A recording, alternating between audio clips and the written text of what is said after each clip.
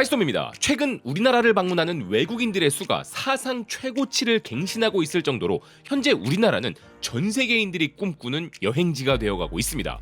저도 요즘 서울이나 부산의 핫플레이스에 가보면 가끔씩은 심지어 한국인보다 외국인이 더 많은 모습들을 보게 되는데요. 불과 몇 년 전의 모습을 떠올려봐도 완전히 풍경이 달라지고 있는 것입니다.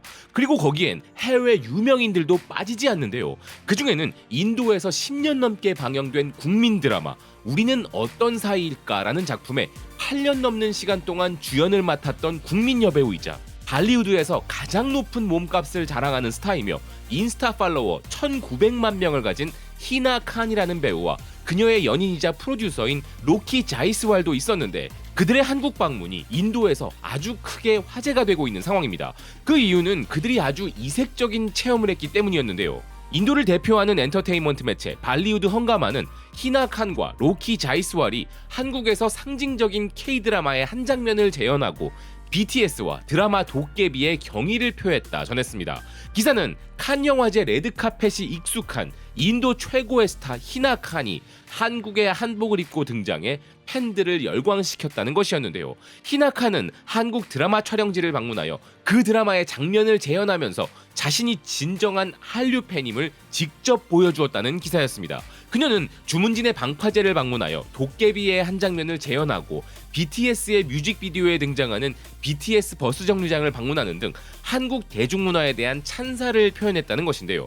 사실 해외 유명 배우들의 우리나라 방문은 흔한 일이죠. 그렇지만 이렇게 특정 작품 체험을 위한 방문은 매우 이례적인 일인데요. 더군다나 나름 세계 시장에서 독보적인 위치를 가진 발리우드 최고의 스타가 이렇게 했다는 점에서 한류의 우월성이 더 크게 느껴진다고 기사는 평가했습니다. 글로벌 스타들이 조용히 한국을 방문했다가 즐기고 떠나는 사례들은 많지만 글로벌 스타의 이런 떠들썩한 한국 관광은 오랜만입니다. 그런데 이렇게 글로벌 스타조차도 꼭 와보고 싶은 한국이라면 일반적인 외국인들에게는 또 한국이 얼마나 핫한 곳이겠습니까? 스페인의 국영통신사 에페통신은 요즘 K-POP 트레이닝 체험을 위해 한국을 방문하는 사람들이 늘어나고 있다면서 한국에서 아이돌로 데뷔하기 위해 체계적인 트레이닝을 받는 사람들은 물론 단순한 체험을 위해 방문하는 사람들도 꾸준히 늘고 있다는 것이었는데요. 이렇게 수많은 외국인들의 한국행 러쉬가 일어나게 만드는 것이 바로 우리 K-POP과 드라마의 위력인데 이는 중국인들에게도 예외는 아닙니다. 근데 중국에서는 한국에 대한 열망으로 인해 희한한 일도 벌어지고 있다는데요. 세계 3대 통신사 중 하나인 로이터 통신은 지금 중국 상하이에는 단 하루라도 K-POP 스타로서의 삶을 살아보고 싶어하는 K-POP 팬들을 위한 신기한 서비스가 등장했다 소개하고 있었습니다. 기사에 의하면 상하이의 한 쇼핑몰에는 참가자에게 직접 K-POP 공연을 하게 해주고 가상 팬미팅에서 팬들에게 사인도 하게 해주는 등 K-POP 스타로 하루를 살게 해주는 체험 스튜디오가 문을 열었다는 것이었는데요. 참가자는 200여 개의 의상 중에서 자신의 의상을 선택하여 착용한 뒤 백스테이지 분장실처럼 꾸민 시설도 직접 체험해 볼 수 있고 한국 음악 프로그램을 본떠 만들어진 무대 세트에도 올라볼 수 있는데 그들은 자신이 마치 K-POP 스타가 된 것처럼 의상과 신발은 물론 헤어스타일과 메이크업까지 받아볼 수 있다는 것입니다. 원래 이곳은 K-POP 스타 컨셉으로 사진 촬영을 해주는 곳이었는데 일반인도 K-POP 스타 체험을 해볼 수 있게 해준다는 컨셉으로 업그레이드한 뒤에는 중국인들뿐만 아니라 러시아와 일본 관광객들도 이곳을 찾고 있다는 기사는 이제는 체험을 희망하는 사람들이 너무 늘어나서 이 스튜디오는 조만간 장소를 확장할 계획까지 갖고 있다는 것이었는데요. 그러니 아무리 중국 정부가 한류를 막는다 한들 K-POP을 좋아하는 중국인들의 열정을 막아내지는 못하고 있는 것입니다. 근데 요즘 들어 중국 정부가 한한령을 해제할 것이라는 소문에 힘이 실리는 그런 움직임들이 포착되고 있기도 한데요. 홍콩의 사우스차이나 모닝포스트는 한중 관계의 해빙의 중심에는 소프트 파워, 즉 K-POP이 있다면서 K-POP, K-드라마, K-뷰티를 좋아하는 중국인들에게 더 이상 비공식적 채널이 필요하지 않을 수도 있다는 것이었는데요.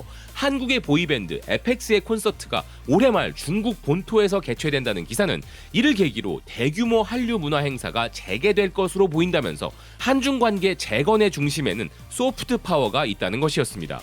2016년 사드 배치로 인해 중국은 비공식적으로 한국 문화 수입을 금지했고, 이후 한국 아티스트들은 중국 본토에서 대규모 공연을 할 수 없었지만 이제 이런 제한이 완화되는 모양새라는 기사였는데요. 거기에 더해 K-팝과 K-드라마 관련 상품을 판매하는 매장들도 이제 중국 내에서 늘어나는 추세라는 것이었습니다. 하지만 한한령 기간 동안에도 실제로 중국 한류 팬들의 열정은 결코 식은 적이 없었다는 기사는 중국의 한류 팬들은 한국 문화를 여전히 사랑하며 그들은 그동안 비공식적 채널을 통해 한국 콘텐츠에 계속 접근하고 있었다는 것이었는데요.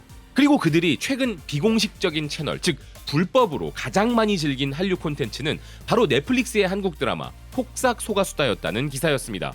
이 작품은 분명 중국 본토에서 차단되었음에도 여전히 중국에서 매우 큰 인기였다는 기사는 중국의 한류 팬들은 이렇게 지난 10년 동안 중국 정부의 제재에도 불구하고 한류에 대한 수그러들지 않는 열정을 보여왔다는 기사는 이제 그들은 중국의 한국 문화 수입 조치가 해제되면 공식적으로 한국 문화 콘텐츠를 즐길 수 있게 된다면서 매우 기뻐하고 있다는 것이었는데요.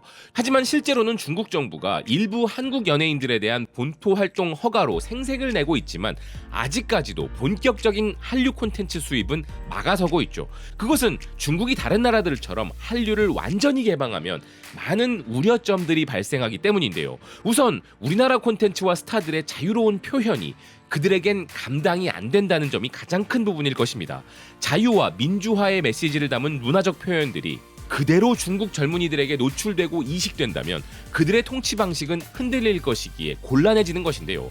또 다른 한편으로는 한류를 막아두고 자체적으로 한류를 모방한 콘텐츠 공장 시스템을 돌려 한류와 같은 세계적인 소프트 파워를 구축하려던 계획도 있었죠. 그런데 그런 전략으로 중국이 한국처럼 되기는 힘들다는 분석이 나왔는데요. 중국은 많은 산업 분야에서 우리를 심지어 넘어서기도 했지만 그들이 가장 간절히 원하는 것은 한류인데 그것은 불가능하다는 것입니다. 미국 캘리포니아주 어바인에 위치한 웨스트클리프 대학교의 연구원 질룬 리는 세계적인 커뮤니케이션 학술 저널 프런티어스에 기고한 논문을 통해 중국의 한류 흉내내기와 한류 사이에는 엄연한 격차가 존재한다는 것이었는데요. 그녀는 한국 대중문화는 수많은 히트곡과 대규모 콘서트, 특히 미국의 Z세대들로부터 기록적인 시청률과 조회수를 달성하는 등 경이로운 사업적, 문화적 성공을 거둔 반면 중국 대중문화는 같은 미국 시장에서 더딘 성장을 하고 있는데 그런 차이가 나는 가장 큰 이유는 한국은 정서적 연결과 공감에 기반하는 반면 중국은 전혀 그런 모습을 보이지 않는다는 것이라 이야기했습니다. 실제로 K-팝은 자신의 이야기가 담긴 노래인 반면 중국의 C-팝은 그런 감성을 전혀 녹이지 못한다는 필자는 한류는 이제 소프트 파워를 넘어 하드 파워까지 접목된 스마트 파워로 발전하여 엄청난 위상을 누리고 있으며 한류는 국가의 경제적 가치는 물론 이미지와 매력에도 긍정적 영향을 끼치고 있지만 중국은 이런 모든 부분을 놓치고 있다는 것이었는데요. 심지어 중국이 만들어낸 틱톡이란 플랫폼에서조차 K-팝 팬들의 챌린지로 인하여 K-팝은 엄청난 파급력을 발휘하고 있고 그 영향으로 틱톡이란 플랫폼 자체가 크게 성장했을 정도로 한중 간에는 문화 격차가 매우 크다는 것이었습니다. 그리고 이런 콘텐츠의 질적인 차이는 팬덤 문화에서도 격차를 벌린다는 필자는 K-팝 팬덤은 자발적으로 콘텐츠를 생산하여 K-팝 확산에 도움을 주는 반면 C-팝 팬들은 매우 수동적이며 콘텐츠 품질에 대한 반응만을 보일 뿐이라면서 K-팝 팬들은 K-팝 스타와 한몸이 되지만 C-팝 팬들은 전혀 그렇지 않다는 것이었는데요. 그리고 이런 차이는 드라마에서도 극명히 드러난다는 것이었습니다. K-드라마는 감정 중심의 서사력과 현대성, 여기에 판타지까지 혼합되어 있지만 중국의 C-드라마는 감정적 서사가 아닌 스토리 전개 중심이기에 중국은 한국을 흉내만 낼 뿐 한국에겐 수준 미달이란 것이었는데요. 그러면서 그녀는 중국이 사회 문제를 거침없이 다루거나 글로벌 공감대를 불러일으키는 작품을 만들지 못하는 이유로 중국 정부의 검열을 지적했습니다. 정말 조목조목 한국과 중국의 문화적 파워 격차를 설명한 이 필자는 중국이 한국을 따라한다고 성공할 수 있는 게 아니라고 결론 내렸습니다. 전 세계에 분포되어 있는 중국어권에서만 일부 사랑받는 중국 콘텐츠와 전 세계적인 공감을 얻는 한류의 차이는 극명할 수밖에 없죠. 그러니 중국이 한국과 같은 소프트 파워와 스마트 파워를 가지기는 매우 힘들다는 것인데요. 개인적으로 오늘 이야기를 통해 느낀 점 두 가지가 있었습니다. 첫 번째는 세계 초강대국인 중국조차도 부러운 눈으로 바라볼 수밖에 없는 것이 바로 한류라는 점이고, 두 번째는 중국이 아무리 많은 돈을 쏟아부어 C팝과 C드라마를 찍어내도 이게 한류의 짝퉁이라는 것을 사실 전 세계도 이미 다 알고 있다는 점이었는데요. 이렇게 한류를 부러워하고 겁내는 동시에 추종하고자 하는 중국의 현실을 보면서 우리나라의 위대한 창작자들이 이룩해낸 한류의 위상에 더욱 경의를 표하게 됩니다.